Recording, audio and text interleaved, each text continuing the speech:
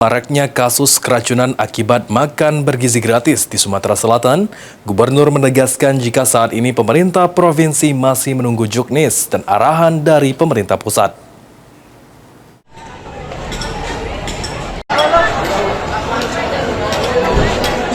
Maraknya kasus keracunan yang disebabkan oleh makan bergizi gratis atau MBG di Sumatera Selatan hingga saat ini belum ada tindak lanjut terkait evaluasi program MBG. Menanggapi hal tersebut, Gubernur Sumatera Selatan Herman Deru menegaskan pemerintah Provinsi Sumatera Selatan masih menunggu petunjuk teknis maupun arahan dari pemerintah pusat. Lantaran menurut Gubernur, pemerintah daerah hanya melakukan fungsi pengawasan jika diminta oleh pemerintah pusat.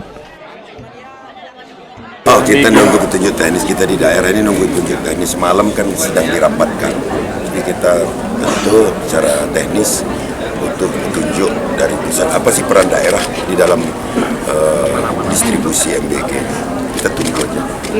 Ya, kalau selama ini kan memang daerah, pemerintah daerah hanya dalam faktor pengawasan jika diminta.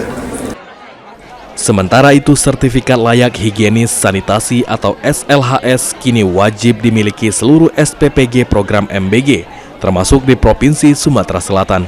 Sertifikat tersebut penting untuk menjamin pemenuhan gizi dan keamanan program unggulan Presiden Prabowo Subianto. Kabid Kesmas Dinkes Sumatera Selatan Dedi Irawan mengatakan, mekanisme sertifikat SLHS sendiri meliputi SPPG wajib memiliki nomor induk berusaha, pegawai atau penjamah makanan sudah terlatih, hingga telah diinspeksi kesehatan lingkungan oleh Dinkes Kabupaten atau kota setempat.